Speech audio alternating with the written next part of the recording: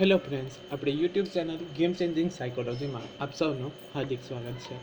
આજના વિડીયોમાં આપણે પ્રોબેશન ઓફિસર તેમજ જે વિદ્યાર્થીઓનું મનોવિજ્ઞાન છે એવા વિદ્યાર્થીઓ માટે યુજીસી નેટ અને જીસેટ માટે આ વિડીયો અગત્યનો સાબિત થશે. એ ઉપરાંત ટેટ ટાટ અને પીએસઆઈમાં મનોવિજ્ઞાનના કેટલાક અગત્યના પ્રશ્નો પૂછાય છે, તો એની ચર્ચા કરીશું. આ જીસીઆરટી પાઠ્યપુસ્તક આધારિત મનોવિજ્ઞાનના ખૂબ જ અગત્યના પ્રશ્ન છે, જે વિડીયો નંબર 13 છે. એટલે કે અગાઉના 12 વિડીયો તમે ન જોયા હોય તો પ્લેલિસ્ટમાં તમે જઈને એ વિડીયો જોઈ શકો છો. એ ઉપરાંત ઘણી બધી વખત પાઠ્યપુસ્તક આધારિત સીધા પ્રશ્ન પરીક્ષામાં પૂછાય છે, તો એની ચર્ચા કરીશું. તેમજ પ્રોબેશન ઓફિસર માટે જે નવો સિલેબસ જાહેર કરવામાં આવ્યો છે એ અંતર્ગતના પણ ઘણા બધા વિડીયો થિયરી બેઝ પણ બનાવવામાં આવ્યા છે, અને એ ટોપિક રિલેટેડ MCQ જે પરીક્ષામાં પૂછાઈ શકે છે, તો એવા પણ વિડીયો બનાવ્યા છે. જો તમે એ વિડીયો ન જોયા હોય તો જોઈ લેવા વિનંતી. સૌપ્રથમ પ્રશ્ન છે, બુદ્ધિ ક્ષમતાનું માપન કરવાનું સૂત્ર કોણે આપ્યું હતું? ખૂબ જ અગત્યનો પ્રશ્ન છે. ઘણી બધી વખત જીસેટ અને યુજીસી નેટમાં પણ પૂછાય છે, તેમજ જે ટેટ ટાટ અને પીએસઆઈની પરીક્ષામાં પણ ઘણી બધી વખત પ્રશ્ન પૂછાય છે. બુદ્ધિ ક્ષમતાનું માપન કરવાનું સૂત્ર કોણે દર્શાવ્યું હતું? Option A Binet, option B Wechsler, option C Sternberg અને ઓપ્શન ડી રેવન. તો સાચો જવાબ આવે છે ઓપ્શન સી, સ્તન દ્વારા બુદ્ધિ ક્ષમતાનું માપન કરવાનું સૂત્ર રજૂ કરવામાં આવ્યું હતું. તો સૂત્ર પણ જાણવું જરૂરી છે. 1912માં વિલિયમ સ્ટન દ્વારા સૂત્ર આપવામાં આવ્યું હતું. સાલ પણ યાદ રાખવાનું છે, 1912. તો બુદ્ધિ ક્ષમતાનું માપન કરવા માટેનું સૂત્ર શું છે? તો સૂત્ર પણ ઘણી બધી વખત પૂછાય છે જીસેટ જેવી પરીક્ષામાં. જે વિદ્યાર્થીઓનું મનોવિજ્ઞાન છે તો જીસેટની પરીક્ષામાં પણ પ્રશ્ન પૂછાયા છે. તો માનસિક વય છેદમાં શારીરિક વય ગુણ્યા 100, એટલે કે માનસિક વય છેદમાં શારીરિક વય ગુણ્યા 100 આપણે કરીએ ત્યારે આપણને બુદ્ધિ ક્ષમતા અથવા તો બુદ્ધિ લબ્ધિ જે છે તો એ જાણી શકાય છે. અંગ્રેજીમાં મેન્ટલ એજ એટલે કે MA છેદમાં CA એટલે કે ક્રોનોલોજિકલ એજ ગુણ્યા 100 કરીએ તો આપણને બુદ્ધિ આંક મળે છે. તો આ યાદ રાખવાનું છે. બુદ્ધિ ક્ષમતાનું માપન કરવાનું સૂત્ર કોણે આપ્યું? તો વિલિયમ સ્ટને. કઈ સાલમાં? તો 1912માં આપ્યું હતું. સૂત્ર શું છે? તો માનસિક વય છેદમાં શારીરિક વય ગુણ્યા 100 એટલે કે મેન્ટલ એજ એટલે કે MA ભાગ્યા CA એટલે કે ક્રોનોલોજિકલ એજ ગુણ્યા 100 કરીશું, અને જે જવાબ આવે તો એને આપણે કહી શકીએ છીએ કે બુદ્ધિ ક્ષમતા કહી શકાય છે. ત્યાર પછીનું સૂત્ર છે, બુદ્ધિ અંગેનો ત્રિપરિમાણાત્મક સિદ્ધાંત કોણે આપ્યો હતો? આ પણ અગત્યનો પ્રશ્ન છે. બુદ્ધિ અંગેનો ત્રિપરિમાણાત્મક સિદ્ધાંત એટલે કે 3 ઘટકો કોણે આપ્યા છે બુદ્ધિ અંગેના? Option A Thurstone, option B Guilford, option C Spearman અને ઓપ્શન ડી ગાર્ડનર. તો સાચો જવાબ આવે છે ઓપ્શન બી, ગિલફર્ડ દ્વારા બુદ્ધિ અંગેના ત્રિપરિમાણીય સિદ્ધાંત રજૂ કરવામાં આવ્યો હતો. હવે ત્રિપરિમાણીય એટલે કે 3 ઘટક. તો કયા કયા 3 ઘટક છે તો એ જાણવા પણ જરૂરી છે. તો સૌપ્રથમ ઘટક છે ક્રિયા, ત્યારબાદ બીજું ઘટક છે વસ્તુ, અને ત્રીજું ઘટક જે છે તો એ નિપજ. તો આ 3 ઘટક પણ યાદ રાખવા જરૂરી છે. ઓપ્શનમાં પ્રશ્ન પૂછાઈ શકે કે ગિલફર્ડ દ્વારા ત્રિપરિમાણાત્મક સિદ્ધાંત આપવામાં આવ્યો છે, તો નીચેનામાંથી કયા ઘટકનો સમાવેશ થતો નથી? તો ક્રિયા, વસ્તુ અને નિપજ આપી હશે તો એનો સમાવેશ થાય છે, જ્યારે અન્ય જે ઓપ્શન હશે તો એનો સમાવેશ નથી થતો. તો એ વધુમાં વધુ લાઈક કરો, શેર કરો અને અમારી ચેનલને સબસ્ક્રાઈબ કરો. Thank you. Hello dear aspirants, આપ સર્વેનું અમારી યુટ્યુબ ચેનલ ગેમ ચેન્જિંગ સાયકોલોજીમાં હાર્દિક સ્વાગત છે.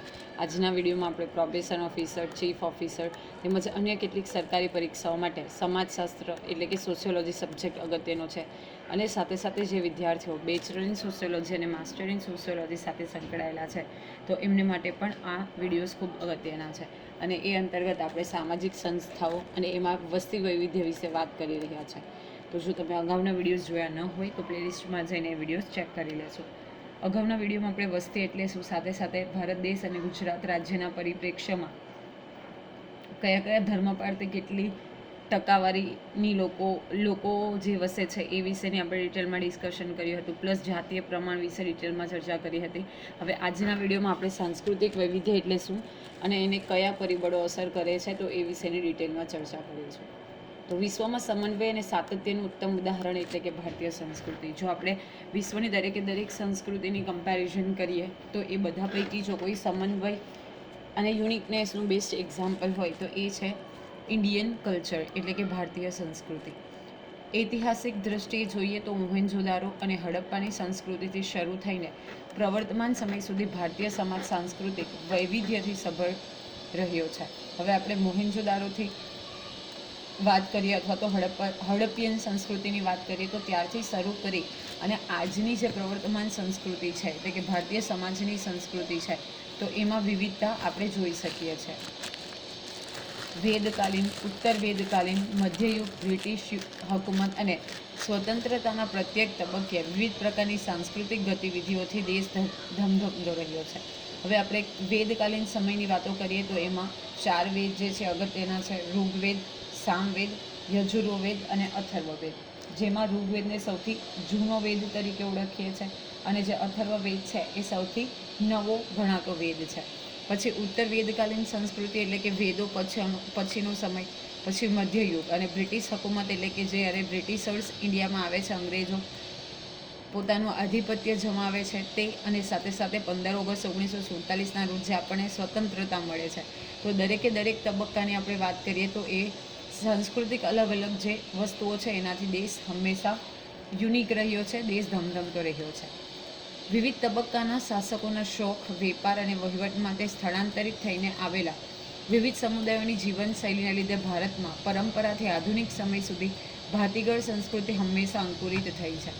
હવે આપણે જોઈએ કે વિવિધ જે તબક્કા હતા, વિવિધ ફ્રેઝ જે આપણે જોયા, વેદકાલીન, ઉત્તર વેદકાલીન, મધ્યયુગ, બ્રિટિશ હકુમત, સ્વતંત્રતા, તો એ દરેક તબક્કાના જે અલગ શાસકો હતા એના શોખ અલગ હતા, એ સમયના જે વેપાર વહીવટ હતા તો એ અલગ હતા. અને ઘણા ખરા લોકો જે છે સ્થળાંતરિત થઈને પણ અહીં આવીને વસતા હતા, તો એની પણ જીવનશૈલી જે છે એ સમહાવ ભારતીય સંસ્કૃતિ સાથે અંકુરિત થઈ છે. ભલે આપણે વાત કરીએ દ્રવિડિયન પ્રજાની, આર્યનની, મોંગોલોઇડની, આર્મેનોઇડની, તો આ બધી જે પ્રજા હતી એ ભારતમાં આવીને સ્થિર થયેલી હતી. ભારતમાં ઉત્તરથી દક્ષિણ અને પૂર્વથી પશ્ચિમ અર્થાત કાશ્મીરથી કન્યાકુમારી અને કલકત્તાથી કચ્છ એમ સમગ્ર ભારતની સરહદોને આવરી લેતા એવા વિશાળ ક્ષેત્રફળમાં પ્રાદેશિકતાને આધારે સાંસ્કૃતિક વૈવિધ્ય નજરે પડે છે. ઓકે, તો ઉત્તર અને પૂર્વ, ઉત્તરથી દક્ષિણ, ઓકે, અને પૂર્વથી પશ્ચિમની જો વાત કરીએ તો હર એક ફ્રેઝના જેટલા રાજ્યો છે અને ભારત જેટલા ક્ષેત્રફળમાં જોડાયેલું છે તો એ બધી ક્ષેત્રફળ આધારિત પણ આપણે પ્રાદેશિકતાને આધારે સાંસ્કૃતિક વૈવિધ્ય નજરે પડે છે.